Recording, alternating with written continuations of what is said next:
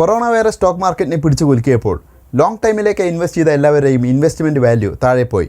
തീർച്ചയായും എല്ലാവർക്കും വളരെ വിഷമമുണ്ടാക്കുന്ന കാര്യമാണ് അത്. എന്നാൽ ഈ തിരിച്ചടിയിൽ സ്റ്റോക്ക് മാർക്കറ്റ് ഉപേക്ഷിക്കാൻ തയ്യാറായി നിൽക്കുന്ന ഒരാളാണ് നിങ്ങളെങ്കിൽ ഇനി വരാൻ പോകുന്ന വർഷങ്ങളിലെല്ലാം അതിനെക്കുറിച്ച് ഏറ്റവും കൂടുതൽ ദുഃഖിക്കാനായിരിക്കും നിങ്ങൾക്ക് വിധി. കാരണം 2008 ജാനുവരി 21 12 വർഷങ്ങൾക്ക് മുൻപ് നമ്മുടെ Indian stock market lower circuit break ചെയ്തിരുന്നു. അതിനുശേഷം 2020 മാർച്ച് 13 നമ്മുടെ മാർക്കറ്റ് പിന്നീട് ലോവർ സർക്യൂട്ട് ബ്രേക്ക് ചെയ്യുന്നത്. എന്താണ് ലോവർ സർക്യൂട്ട്? നമ്മുടെ സ്റ്റോക്ക് മാർക്കറ്റിൽ ആളുകൾ പാനിക് ആവുമ്പോൾ എല്ലാ ആളുകളും സ്റ്റോക്ക് വൻതോതിൽ വിറ്റഴിക്കപ്പെടും. സ്റ്റോക്ക് വാങ്ങിക്കുന്നതിനേക്കാൾ ആളുകൾ വിൽക്കാൻ തയ്യാറാകുമ്പോൾ സ്വാഭാവികമായും മാർക്കറ്റ് ഡൗൺ സൈഡിലേക്ക് വരും.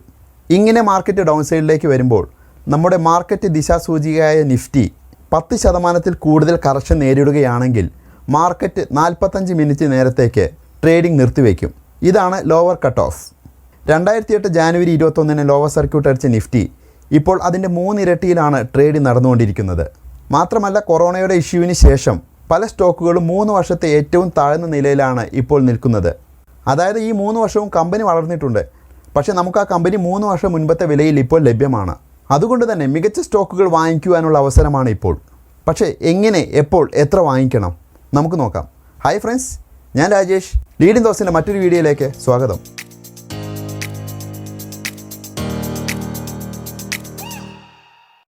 മുകേഷ് അംബാനി ഇന്ത്യയിലെ ഏറ്റവും വലിയ കോടീശ്വരനാണെന്ന കാര്യം എല്ലാവർക്കും അറിയാമല്ലോ.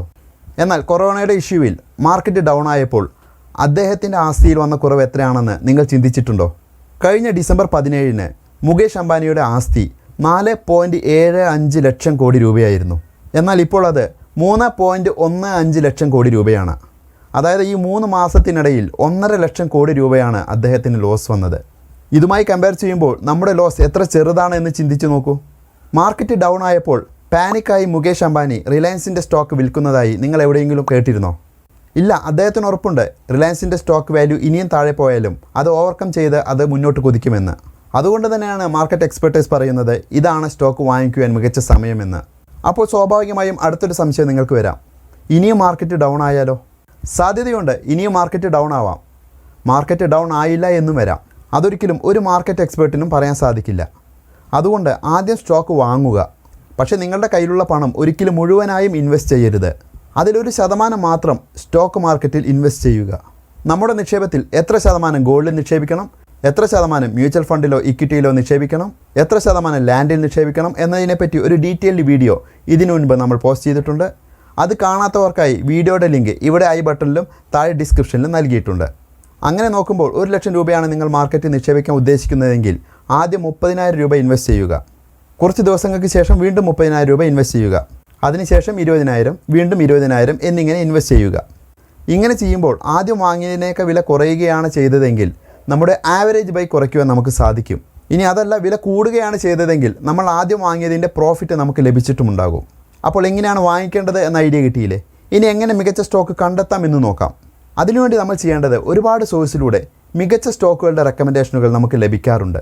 അങ്ങനെ ലഭിക്കുന്ന സ്റ്റോക്കുകളെല്ലാം ഒരു ബുക്കിലോ അല്ലെങ്കിൽ എക്സൽ വർക്ക്ഷീറ്റിലോ എഴുതുക. അതിൽ നിന്ന് ഏറ്റവും കൂടുതൽ മാർക്ക് ലഭിക്കുന്ന സ്റ്റോക്കുകളിൽ ഇൻവെസ്റ്റ് ചെയ്യുക. മാർക്ക് എങ്ങനെ ലഭിക്കുമെന്ന് ഞാൻ പറഞ്ഞു തരാം. മണി കൺട്രോൾ എന്ന ആപ്പ് ഉപയോഗിച്ച് ഈ കമ്പനികളുടെ എല്ലാം കഴിഞ്ഞ 5 വർഷത്തെ പ്രോഫിറ്റ് ആൻഡ് ലോസ് ഡീറ്റെയിൽസുകൾ എടുക്കുക.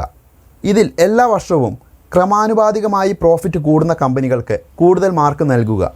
അതുപോലെ ഒരു കമ്പനി പ്ലഡ്ജ് ചെയ്തിട്ടുണ്ടോ എന്ന് നോക്കുക. അതായത് പ്രൊമോട്ടർമാർ അവരുടെ കയ്യിലുള്ള സ്റ്റോക്കുകൾ പണയം വെച്ചിട്ടുണ്ടോ എന്ന് നോക്കുക. പ്ലഡ്ജ് ചെയ്ത കമ്പനികൾക്ക് കുറഞ്ഞ മാർക്കും പ്ലഡ്ജ് ചെയ്യാത്ത കമ്പനികൾക്ക് കൂടുതൽ മാർക്കും നൽകുക. അതുപോലെ ഓരോ കമ്പനിയുടെയും PE ratio, price earning ratio നോക്കുക. PE റേഷ്യോ കുറവുള്ള കമ്പനികൾക്ക് കൂടുതൽ മാർക്കും PE റേഷ്യോ കൂടുതലുള്ള കമ്പനികൾക്ക് കുറഞ്ഞ മാർക്കും നൽകുക.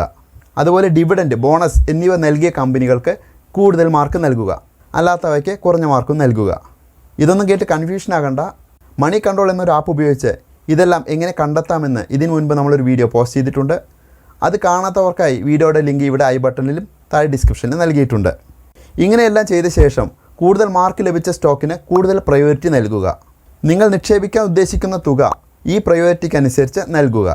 തീർച്ചയായും നിങ്ങൾക്ക് മികച്ചൊരു അസറ്റ് ക്രിയേറ്റ് ചെയ്യാൻ സാധിക്കും. വീണ്ടും മറ്റൊരു വീഡിയോയുമായി കാണാമെന്ന പ്രതീക്ഷയോടെ ഞാൻ രാജേഷ്.